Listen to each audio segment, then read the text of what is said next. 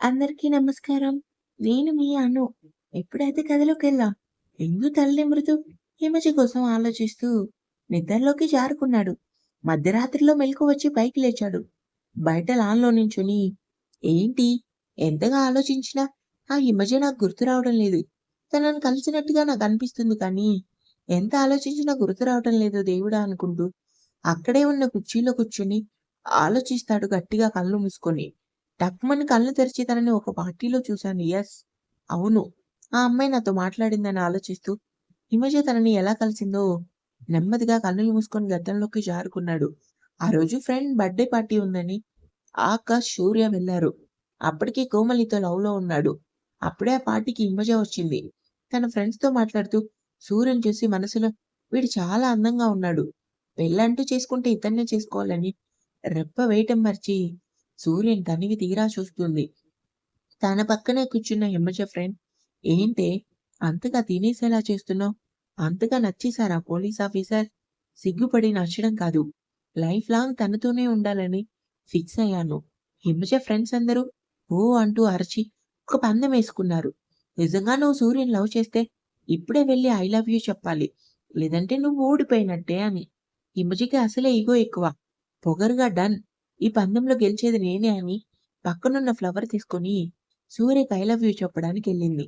ఏంటి కోమలి ఇంకా రాలేదు. ఇంతలో హిమజ వచ్చి ఫ్లవర్ సూర్య చేతికిచ్చి ఐ లవ్ యూ చెప్తుంది. సూర్య షాక్ అయి తేరుకొని సారీ నాకు ఆల్రెడీ నా కోమలి ఉంది. తను నా భార్య. అంటే మీకు పెళ్లయిందా?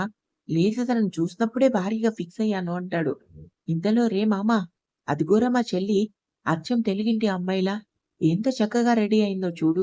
ఆకాష్ మాటలకి పక్కకు చూసిన కోమలిని చూడగానే షాక్ అవుతాడు. లంగా ఓణిలో చాలా అందంగా రెడీ అయి వస్తుంది. చుట్టూ ఉన్న ఆళ్ళని పట్టించుకోకుండా ఏదో ట్రాన్స్‌లో ఉన్నట్టు కోమలి వైపు అడుగులు వేసి గట్టిగా హగ్ చేసుకుంటాడు. ఆకాష్ షాక్‌తో నోరు తెరిచి చూస్తూ ఉండిపోయాడు. భయంగా చుట్టూ చూస్తూ ఆదిత్య వదులు. ఇక్కడ అందరూ ఉన్నారు. ప్లీజ్ వదులు అంటుంది. ఎంత అందంగా ఉన్నావో తెలుసా అంటూ ఇంకా గట్టిగా హగ్ చేసుకొని ఎవరు చూస్తారే మనల్ని? అందరూ బిజీగా మాట్లాడుకుంటూ ఉన్నారు. ఆదిత్య ఊపిరి ఆడటం లేదు. ముందు వదులు అంటూ నడుం దగ్గరికెళ్ళింది. అబ్బా! ఏంటే రాక్షసి ఇంత గట్టిగా గిల్లావు? మరి రోజు రోజుకి నీ అల్లరి తట్టుకోలేకపోతున్నా. ముందు పద అంటూ సూర్య చేతిని పట్టుకొని లోపలికి నడిచింది. ఆకాష్ తేరుకొని రేయ్ ఏంట్రా ఇది? చెల్లి ఎలా భరిస్తున్నావు వీడిని?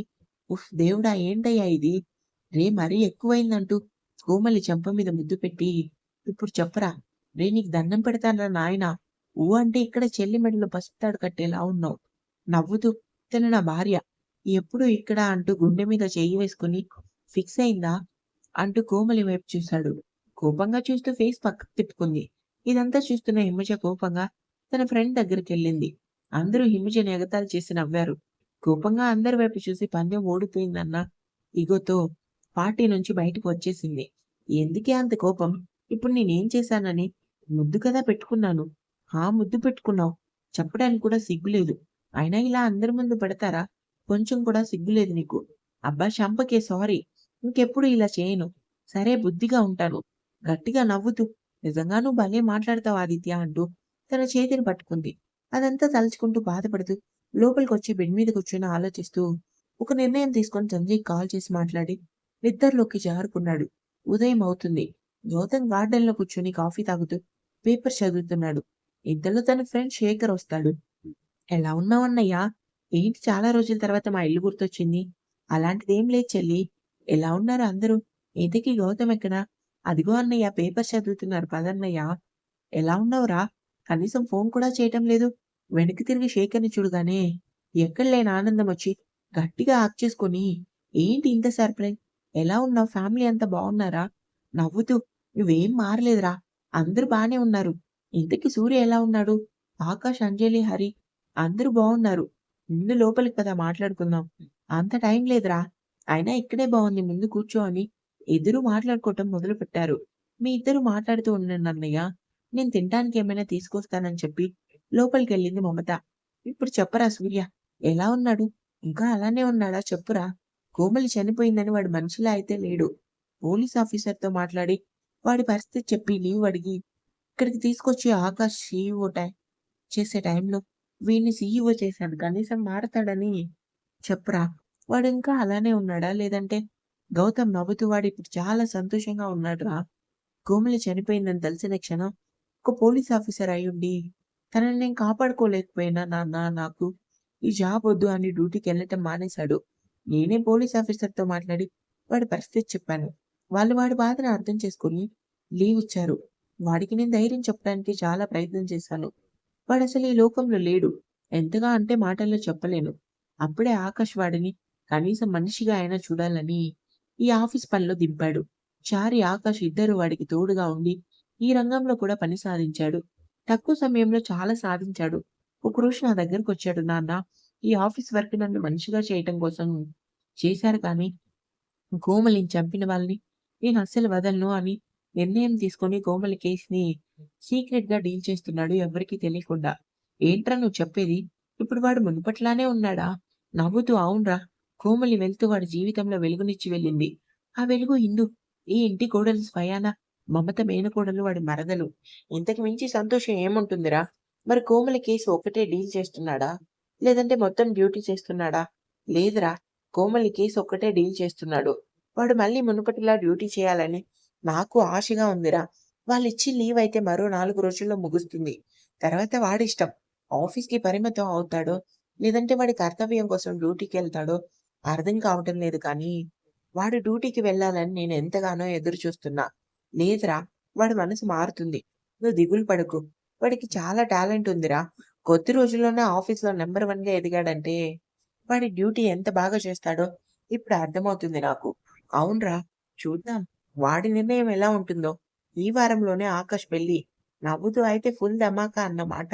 అవునురా, నిజంగా వాడి పెళ్లి చాలా ఘనంగా చేయాలి. పద ఎవరిని పిలవాలో లిస్ట్ రెడీ చేయాలి. పదరా అంటూ ఇద్దరు మాట్లాడుకుంటూ లిస్ట్ రెడీ చేసుకుంటున్నారు. హరి, హరి లే ఎంతసేపు పడుకుంటావు? లే ఇంట్లో చాలా పనులున్నాయి. రేపే నిశ్చితార్థం. అబ్బా అంజు, కాసేపు పడుకోనియ్యవే. పక్కనున్న దిండు తీసుకొని కొట్టడం మొదలుపెట్టింది. లేచి తల్లి చంపకు. ఫ్రెష్ అవుతాను. ముందు నువ్వు రెడీ అవ్వు. ఈరోజు చెకప్ తీసుకెళ్ళాలి. మర్చిపోయాను హరి. నేనిప్పుడే రెడీ అవుతాను. నువ్వు రెడీ అవ్వలేదు కానీ నన్ను లేపావు. ఇంత కక్షేంటి నీకు? అబ్బా రెడీ అవ్వు హరి. తప్పుతుందా అంటూ వాష్‌రూమ్‌కెళ్ళాడు. హలో! చెప్పు ఏమైంది కాల్ చేశావు? రేయ్! ముందు వారం రోజుల్లో పెళ్లి. మనమసలు కొంచెం కూడా ఎంజాయ్ చేయలేదు కదా! అందుకే సాయంత్రం మనం డిన్నర్‌కెళ్దాం. సరే సంధ్య ఉంటాను. నాకు కొంచెం పనుంది. తర్వాత కాల్ చేస్తాను. నాతో మాట్లాడకుండా కాల్ కట్ చేస్తే అంత ముఖ్యమైనవన్నీ ఏంటి సార్? చాలా నిద్రొస్తుంది ప్లీజ్. కాసేపు పడుకోని. ఫోన్ కట్ చేసి ఛీ! వీడికి నాకన్నా నిద్ర ఎక్కువైంది. ఎక్కడికెళ్తున్నావు బావా? ఇందు నేను బయటికెళ్తున్నాను. నేను వచ్చేసరికి లేట్ అవుతుంది. నువ్వు భోజనం చేసేయి. నా గురించి వెయిట్ చేయకు. ఉన్న పళంగా ఇప్పుడు ఎక్కడికెళ్తున్నాడు అని ఆలోచిస్తూ నిజం చెప్పు. ఇప్పుడు నువ్వు శౌర్య దగ్గరికెళ్తున్నావు గదా! అవును హిందూ. నేను వేసిన ప్లాన్ ప్రకారం ఈ రోజుతో పరశురాం ఇంకా వాడి చాప్టర్ క్లోజ్ చేస్తాను. నేను కూడా వస్తాను బావ. హిందూ చూడు, నాకేం కాదు. కంగారుగా ఆదిత్యని ఆఫ్ చేసుకొని, ప్లీజ్ నేను కూడా వస్తా. హిందూ తలనిమురుతూ చూడు హిందూ, నేను తొందరగా వచ్చేస్తాను. నువ్వు కంగారు పడకు. నాకేం కాదు. నువ్విలా భయపడితే ఎలా చెప్పు? నేను ప్రశాంతంగా ఉండగలనా? నువ్వు నవ్వుతూ ఉంటేనే కదా నాకు సంతోషంగా ఉంటుంది. నువ్విలా భయపడితే ఎలా హిందూ? నెమ్మదిగా తలను పైకెత్తి నీ మీద నాకు నమ్మకముంది బావా! నీకేం కాదు. కానీ లోపల ఏదో తెలియని భయం అంతే. హిందూ చిన్ పట్టుకొని భయపడకు హిందూ. నాకేం కాదు అంటూ హిందూ గుండెల మీద చెయ్యి వేసి, ఇక్కడ ఉంది నా ప్రాణం కదా! నాకేమవుతుంది నేను తొందరగా వచ్చేస్తానురా. నీతో ఒక విషయం చెప్పాలి బావా చెప్పు హిందూ. ఈరోజు మహాశివరాత్రి. నేను మా ఊరు వెళ్లి నాట్యం చేయాలి. నేను మళ్ళీ రేపు ఉదయం వస్తాను ఇంటికి. ఇప్పుడు వెళ్తున్నావా? లేదంటే సాయంత్రం వెళ్తున్నావా? అంటాడు. ఇప్పుడే వెళ్తాను బావ. పూజ చేయాలి కదా! అందుకే. సరే జాగ్రత్త హిందూ. ఉదయం తొందరగా వచ్చేయి. నువ్వు లేకపోతే నాకు నిమిషం కూడా ఒక యుగంలా గడుస్తుంది అంటాడు. ఇంకా ఉంది.